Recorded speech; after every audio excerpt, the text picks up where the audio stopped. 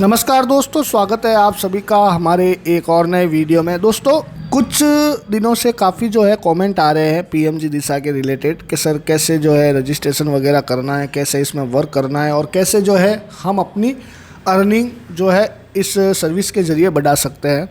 तो दोस्तों, इसके रिलेटेड जो है पहले से मैं वीडियो ला चुका हूँ कैसे जो है आपको रजिस्ट्रेशन वगैरह करना है। अगर आपने वो वीडियो नहीं देखी है तो सीएससी की जो हमारी प्लेलिस्ट है वहाँ पर जाकर देख सकते हो। अब मैं जो एक सीरीज़ चला रहा हूँ, ठीक है, तो जैसे ही अलग अलग स्टेट है हमारे इंडिया के अंदर, तो उस हिसाब से जो है जो लाइव सेशन होते हैं सीएससी के जो भी अधिकारी है उनके द्वारा, तो स्टेट वाइज जो है मैं पूरी सीरीज़ लेके आया हूँ। 1 बाय 1 आपको मिल जाएंगे वीडियोस लाइव सेशन।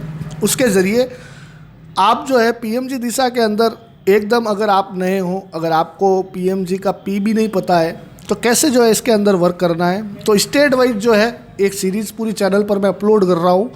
तो आप सभी भाई उस सीरीज़ को ध्यान से देखिएगा। तो पहला जो ये हमारा वीडियो है ये उड़ीसा से संबंधित है। पीएमजी दिशा के अंदर अगर उड़ीसा से कोई बिलोंग करता है, उड़ीसा स्टेट से, ठीक है, तो ये जो लाइव सेशन आप देख लीजिए, आपको सारी जानकारी पता पड़ जाएगी। तो चलिए वीडियो शुरू करते हैं।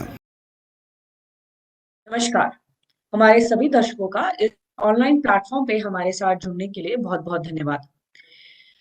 सीएससी टीम पिछले कुछ समय से देश भर के विभिन्न राज्यों में पीएमजी दिशा रिफ्रेशर ट्रेनिंग करवा रही है। इस ऑनलाइन ट्रेनिंग का उद्देश्य है जिन वीएलईज को पीएमजी दिशा की प्रॉपर ट्रेनिंग नहीं मिल पाई, जो शायद भूल गए हैं कि पीएमजी दिशा गाइडलाइंस क्या है, सही तरीका क्या है एग्जाम करवाने का, बच्चों को कैसे रजिस्टर करें, तो उन सभी पहलुओं पे हम एक-एक करके डिटेल में बात कर रहे हैं। आज हम उड़ीसा के वीएलई से जुड़ेंगे। उड़ीसा में क्या-क्या परेशानियाँ हैं, किस तरीके से काम करना चाहिए, इन सभी को डिटेल में बताने के लिए मेरे साथ इस वक़्त रुद्र नारायण लाइव मौजूद हैं उड़ीसा से। Rudra, thank you for joining और आपका स्वागत करते हैं। Thank you so much, Ma'am Bhagwat. Rudra से थोड़ी देर बाद में बात करेंगे और जानेंगे कि क्या-क्या परेशानियाँ उड़ीसा में है, वीएलईज़ के क्या सवाल हैं। तो अगर आप उड़ीसा से हैं और आपका कोई भी सवाल है और आप हमसे जवाब जानना चाहते हैं, तो नीचे कमेंट बॉक्स में अपना सवाल लिखिए। हम कोशिश करेंगे कि सेशन के खत्म होने पे रुद्र उनके सवालों को पढ़ के आपके जवाब ज़रूर देने की कोशिश करेंगे और आपकी प्रॉब्लम सॉल्व करेंगे। तो सबसे पहले बात करते हैं पीएमजी दिशा योजना के बारे में। पीएमजी दिशा यानी प्रधानमंत्री ग्रामीण डिजिटल साक्षरता अभियान भारत सरकार की एक योजना है, एक एम्बिशियस प्रोजेक्ट है, जिसमें देश के 6 करोड़ नागरिकों को डिजिटल साक्षर बनाना है। ये नागरिक देश के ग्रामीण इलाकों से ही हो सकते हैं और प्रत्येक परिवार से केवल एक नागरिक का ही चयन किया जा सकता है। हमारे सीएससी वीएलई उन नागरिकों को पढ़ाने का काम करेंगे एक सीएससी केंद्र के जरिए, लेकिन सबसे पहले उन्हें अपने आप को एज अ वीएलई रजिस्टर करना होगा, अपने सेंटर को रजिस्टर करना होगा। तो उसका क्या तरीका है? हम कुछ कंडीशंस मांगते हैं अपने वीएलई से, कुछ टर्म्स एंड कंडीशंस है हमारी। पहली, आपका डीएसपी पोर्टल यानी डिजिटल सेवा पोर्टल पे कार्यरत एक्टिव होना बहुत जरूरी है। आपका 3 महीने से लगातार ट्रांजैक्शंस होनी चाहिए। आप किसी ना किसी सीएससी सर्विस को नागरिकों को पहुंचाते आ रहे हो। इसके अलावा आपका आपका सेंटर कम से कम 200 स्क्वायर फुट का एरिया रखता हो। मिनिमम 2 कंप्यूटर्स आपके पास होने चाहिए, वेबकैम की सुविधा होनी चाहिए। इसके अलावा प्रॉपर इंटरनेट और इलेक्ट्रिसिटी की सर्विसेज आपके सेंटर पे उपलब्ध हैं। अगर आप इन सभी मानदंडों को, इन सभी क्राइटेरिया को पार कर लेते हैं, पास कर लेते हैं, तो हमारी डिस्ट्रिक्ट टीम क्या कहते हैं, आप अपने आप को as a CSC centre register कर सकते हैं। अपने आप को सीएससी सेंटर, अपना सीएससी सेंटर पीएमजी दिशा में रजिस्टर करने के लिए हमारे डिजिटल सेवा पोर्टल पे विजिट करें। एजुकेशन कैटेगरी में पीएमजी दिशा का टैब दिया हुआ है। आप जैसे ही क्लिक करेंगे आपको एक नए पोर्टल पे लेके जाया जाएगा, जहाँ पे आपकी कुछ जानकारी पहले से दी होगी, जिसमें आपका नाम, आपका राज्य, आपका जिला, ये सब आपका और सीएससी आईडी पहले से भरा होगा। आपको अपना अपडेटेड मोबाइल नंबर डालना है, आपको अपनी ग्राम पंचायत लिखनी है और बाकी जो जानकारी आपको दी गई है, सटीक जानकारी बिना किसी गलती के आप डालिए, क्योंकि इस इंफॉर्मेशन को आप दोबारा एडिट नहीं कर सकते। जो जानकारी आपने यहाँ भर दी, जो ग्राम पंचायत आपने चूज कर ली, उसको आप दोबारा चेंज नहीं कर पाएंगे। तो वही ग्राम पंचायत चेंज करें जहां से आपकी सीएससी आईडी बिलोंग करती है, जहां से आप हैं। इन सभी इसके अलावा हम आपसे 3 दस्तावेज, 3 डॉक्यूमेंट्स मांगते हैं। पहला डॉक्यूमेंट की डिमांड होती है ग्राम पंचायत दस्तावेज। ये डॉक्यूमेंट उन लाभार्थियों की सूची है जिसको आप प्रिपेयर करेंगे, उन बच्चों का नाम लिखेंगे, उन बेनिफिशियरीज का नाम लिखेंगे जिन्हें आप भविष्य में पढ़ाएंगे। इस डॉक्यूमेंट को आपको ग्राम प्रधान से हस्ताक्षर करवाना है, गांव के मुखिया से उसको हस्ताक्षर करवा के उसकी सॉफ्ट कॉपी पीडीएफ फॉर्मेट में अपलोड कर देनी है। दूसरा डॉक्यूमेंट आपसे मांगते हैं एक एफिडेविट। एक हमने एफिडेविट ऑलरेडी अपने पोर्टल पे डाला हुआ है, इसको आप अपने ई स्टैम्प पेपर, स्टेट का, उड़ीसा का जो भी स्टैम्प पेपर इस वक्त एक्टिव है, जो भी सरकार मानती है स्टैम्प पेपर को, कितने भी रुपए का हो सकता है, उस पर प्रिंट लेके आप उसको साइन करके अपने सीएससी की सील के साथ अपलोड करेंगे। इस डॉक्यूमेंट में लिखा गया है कि आप एक वीएलई के रूप में सीएससी में काम करते हैं और पीएमजी दिशा की सभी गाइडलाइंस को सही तरीके से फॉलो करेंगे। अगर किसी भी समय आपके अगेंस्ट ये पाया जाता है कि आप गाइडलाइंस का फॉलो नहीं कर रहे, चीटिंग या किसी भी मैल प्रैक्टिस का इस्तेमाल करके बच्चों को परीक्षा या रजिस्ट्रेशन कर रहे हैं, तो आपकी पीएमजी दिशा आईडी को खारिज और बंद भी किया जा सकता है। और इसके अलावा तीसरा दस्तावेज हम आपसे आपका एड्रेस प्रूफ मांगते हैं।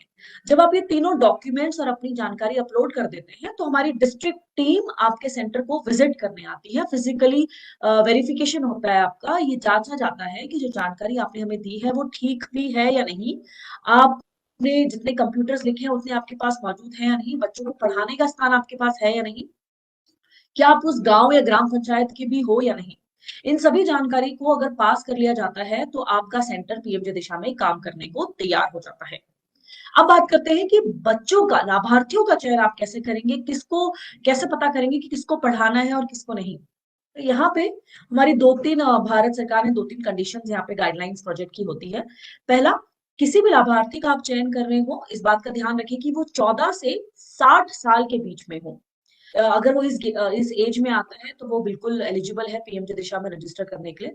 दूसरा, वो डिजिटल रूप से निरक्षर होना चाहिए, उसे पढ़ना लिखना तो आता हो लेकिन उसे कंप्यूटर मोबाइल का जानकारी ना हो, उसे कैशलेस ट्रांजैक्शंस करना ना आता हो, किसी भी तरह की कंप्यूटर मोबाइल की फोन की जानकारी उसके पास ना हो। अगर आपको कोई ऐसा व्यक्ति मिलता है तो आप उसका इंश्योर करें कि आधार कार्ड उनके पास हो और उनके आधार कार्ड के जरिए आप रजिस्ट्रेशन कर सकते हैं। जब आप स्टूडेंट का रजिस्ट्रेशन कर रहे हैं तो हम आपको दो विकल्प, दो ऑप्शन देते हैं स्टूडेंट रजिस्ट्रेशन करने के लिए। पहला ऑप्शन हम आपको देते हैं कि आप मोबाइल कंप्यूटर या लैपटॉप के जरिए स्टूडेंट का रजिस्ट्रेशन कर सकते हैं। यहाँ पे आपको बायोमेट्रिक डिवाइस की जरूरत होती है। ये बायोमेट्रिक डिवाइस फिंगरप्रिंट या आइरिस हो सकता है, जिससे आप बायोमेट्रिकली ऑथेंटिकेट करते हैं कि जिस कैंडिडेट का आधार और नाम आप दे रहे हैं उसी का रजिस्ट्रेशन हो रहा है या नहीं। सक्सेसफुल बायोमेट्रिक ऑथेंटिकेट होने के बाद कैंडिडेट का रजिस्ट्रेशन हो जाता है, उसकी फोटोग्राफ आ जाती है, उसके माता पिता का नाम पूछा जाता है, डेट ऑफ बर्थ पूछी जाती है। तो आपको यहाँ पे कई बार हमने देखा है कि वेलीज गलत मदर नेम फादर नेम डाल देते हैं, या उस वक्त बच्चे को नहीं पता, लाभार्थी को मदर नेम फादर नेम नहीं पता, या अपना समय बचाने के लिए वो गांव के सभी लोगों के mother name father name same डाल देते हैं। देखिए, हमारी टीम यहाँ पे जांच कर रही है। अगर पकड़े गए, अगर हमारी टीम यहाँ पकड़ कर आपके उन कैंडिडेट्स के एग्जाम की फी आपको नहीं देगी, आपके सेंटर को ब्लॉक कर देंगे। तो ध्यान रखिए कि जो मदर नेम फादर नेम जो भी डिटेल्स आप दे रहे हो बिल्कुल ठीक हो। इसके बाद बायोमेट्रिक ऑथेंटिकेशन सक्सेसफुल हो जाता है अगर कैंडिडेट का फिंगरप्रिंट या आइरिस आधार के डेटाबेस से मैच हो जाता है। तो दूसरा हम ऑप्शन आपको देते हैं मोबाइल फोन के जरिए। हमने देखा है कि हमारे उड़ीसा की वेलीज या कई ऐसे इलाकों में उन्हें जाना पड़ता है जो उनके सेंटर से दूर है, पहाड़ी है, नेटवर्क नहीं आता, मोबाइल फोन या लैपटॉप लेके वो ट्रैवल नहीं कर सकते। तो ऐसी स्थिति में अगर किसी स्टूडेंट का या लाभार्थी का रजिस्ट्रेशन कर रहे हैं तो आप मोबाइल फोन का भी इस्तेमाल कर सकते हैं। मोबाइल फोन के जरिए रजिस्ट्रेशन करने के लिए आपको हर कैंडिडेट के रजिस्ट्रेशन करते वक्त एक नया मोबाइल नंबर चाहिए होगा, क्योंकि यहाँ पे ओटीपी के जरिए रजिस्ट्रेशन होता है। तो जितने कैंडिडेट्स का रजिस्ट्रेशन करेंगे हर कैंडिडेट के लिए आपको नया मोबाइल फोन चाहिए होगा। तो यहाँ पे आपको इस बात का ध्यान रखना है। कैंडिडेट का रजिस्ट्रेशन करने के साथ साथ आपको एक पर्सन, जिन्हें हम इन्विजिलेटर कहते हैं, उनका भी रजिस्ट्रेशन करना होगा। इन्विजिलेटर को लेके कई सवाल हमसे पूछे जाते हैं कि कौन है, कैसे, किस व्यक्ति को इन्विजिलेटर बनाया जा सकता है, क्या वीएलई इन्विजिलेटर बन सकता है कि नहीं। तो उसकी इन्विजिलेटर की भी बात कर लेते हैं। इन्विजिलेटर वो व्यक्ति हो सकता है जिसे कंप्यूटर की बेसिक नॉलेज हो, जो कंप्यूटर जानता हो, जिसे काम करना आता हो कंप्यूटर का, पढ़ा लिखा व्यक्ति हो, गांव का ही हो, चाहे वो बैंक मैनेजर हो, पोस्टमैन हो, कोई सरकारी शिक्षक हो। आप किसमें से किसी भी व्यक्ति या महिला को इन्विजिलेटर बना सकते हैं। वीएलई इन्विजिलेटर के रूप में कार्य नहीं कर सकता। आप वही सेंटर चला रहे हैं और आप ही चेक करेंगे कि परीक्षा ठीक से हो रही है कि नहीं हो रही, तो ये गाइडलाइंस फॉलो नहीं होती यहाँ पे। तो कोई भी वीएलई अपने आप को इन्विजिलेटर के रूप में रजिस्टर नहीं कर सकता। आप ऐसे किसी सदस्य पे डिपेंड हो सकते हैं जिन्हें कंप्यूटर की जानकारी हो, तो आपको ऐसे व्यक्ति को ढूंढ के इन्विजिलेटर रजिस्टर करना है। एक और बात का ध्यान रखें, अगर कोई व्यक्ति किसी एक सेंटर पे इन्विजिलेटर के रूप में रजिस्टर है, तो वो व्यक्ति दूसरे किसी सेंटर पे इन्विजिलेटर के रूप में कार्य नहीं कर सकता, क्योंकि एक आधार इन्विजिलेटर का एक ही सेंटर पे काम करेगा। आपको एक सेंटर से हटाना पड़ेगा, तभी जाके वो दूसरे सेंटर पे इन्विजिलेटर के रूप में काम कर सकता है। बच्चों का रजिस्ट्रेशन हो गया, इन्विजिलेटर रजिस्ट्रेशन हो गया। अब बात करते हैं कैंडिडेट ट्रेनिंग की। कैंडिडेट को कंप्यूटर के बारे में बताने के लिए हमने 5 विभिन्न मॉड्यूल्स में कंटेंट डेवलप किया है, डिजाइन किया है। ये कंटेंट बात करता है डिजिटल डिवाइसेस क्या होते हैं, उनका काम कैसे करें, कैसे चलते हैं वो डिजिटल डिवाइसेस।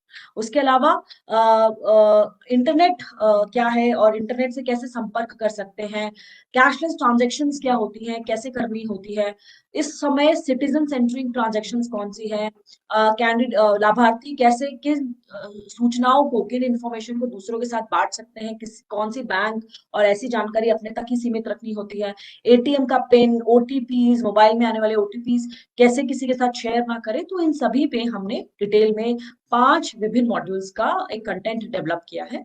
ये कार्टून एनिमेशन फॉर्म में है और भारत की 22 विभिन्न भाषाओं में उपलब्ध है।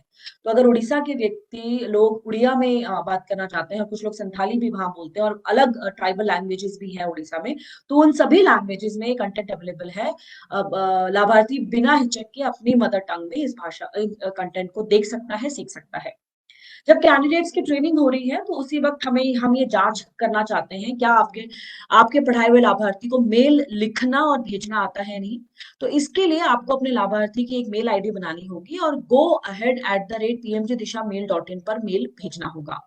इस बात की हम बस ये जांच करना चाहते हैं कि आपके लाभार्थी को मेल लिखना आता है कि नहीं। आप एक संदेश में छोटा सा लिख सकते हैं कि मैं XYZ उड़ीसा के इस जिले में रहता हूं और मैंने प्रियव्रत दिशा की प्रशिक्षण प्राप्त किया है। ये आप उड़िया या किसी भी भाषा में लिख सकते हैं और go@pmgdisha.mail.in पे सेंड कर सकते हैं। इसके अलावा कैशलेस ट्रांजैक्शंस कैसे करनी है, उसकी 3 डमी ₹1 की 3 डमी ट्रांजैक्शंस आपको पोर्टल पे करके दिखानी है बेनिफिशियरी को कि कैसे करना होता है और उसे आनी चाहिए कैशलेस ट्रांजैक्शंस कैसी होती है। अगर आप ये सभी एक्टिविटी कर लेते हैं, 10 दिन की ट्रेनिंग आप लाभार्थी को दे देते हैं, 10 दिन या 20 घंटा जो भी है, और कोशिश करें कि रजिस्ट्रेशन के 1 माह के भीतर भीतर आप बच्चों का एग्जाम करवा लें। अब जिस दिन आप एग्जाम करवा रहे हैं, उस दिन आपको ध्यान रखना है कि आपके सेंटर पे इलेक्ट्रिसिटी और इंटरनेट बराबर मौजूद हो। इन्विजिलेटर आपके सेंटर पे फिजिकल रूप से आना चाहिए।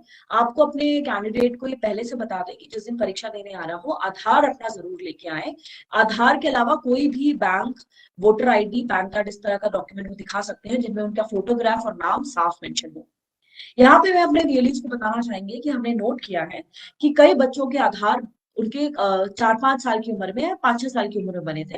आज वो बच्चा 20-22 साल का है और उसकी जो शक्ल है वो बहुत बदल गई है बचपन से, जिस वजह से जब वो एग्जाम में अपीयर होगा और अपना पुराना आधार कार्ड दिखाएगा, तो हमारे प्रॉक्टर को बहुत परेशानी होगी ये जांच करने में कि सेम कैंडिडेट एग्जाम के लिए आया भी है या नहीं।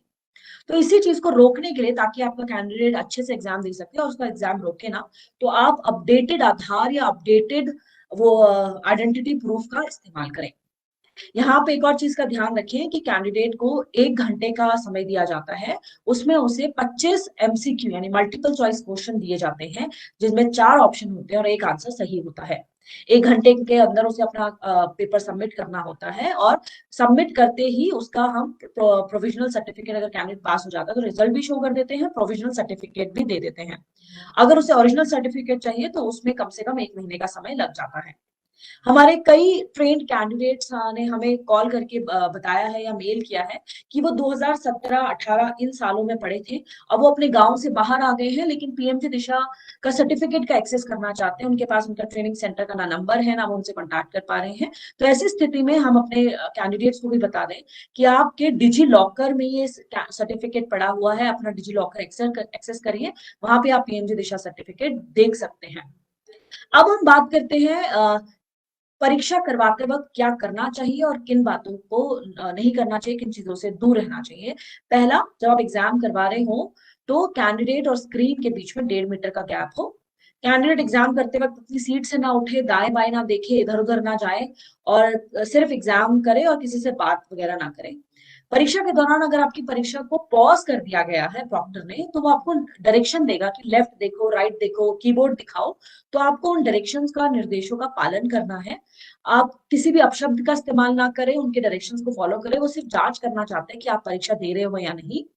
इसके अलावा अपनी पंचायत के बच्चों का ही रजिस्ट्रेशन करें। अगर ये पाया जाता है कि आप अपनी ग्राम पंचायत से बाहर जाके काम कर रहे हैं, तो आपके खिलाफ स्ट्रिक्ट एक्शन भी लिया जाएगा। हमारे वीएलईज को ये भी बता दें कि अगर आपका प्रॉक्टर कोई भी प्रॉक्टर के साथ अगर आप कोई भी मिसबिहेव करते हैं या उनको कुछ अपशब्दों का इस्तेमाल करते हैं, तो ये भी एक कारण हो सकता है आपके सेंटर को ब्लॉक करने का। तो ये तो थी पीएमजी दिशा कि किस तरीके से सही तरीका है पीएमजी दिशा में एग्जाम करवाने का। अब हम उड़ीसा के वीएलई से कुछ उनके स्पेसिफिक सवाल हैं, उनसे बात कर लेते हैं। तो उसके लिए रुद्र मेरे साथ हैं। तो रुद्र, मैं आपसे रिक्वेस्ट करती हूँ कि मैं तो सिर्फ हिंदी इंग्लिश में बात कर सकती हूँ, आप उड़िया में हमारे वीएलई से बात करें और उन्हें बताएं कि कितना जरूरी है पीएमजी दिशा का टारगेट अचीव करना और कितना बड़ा गैप अभी हमने और अचीव करना है। तो हमारे उड़ीसा की वीएलई से बात करने के लिए ओवर टू यू।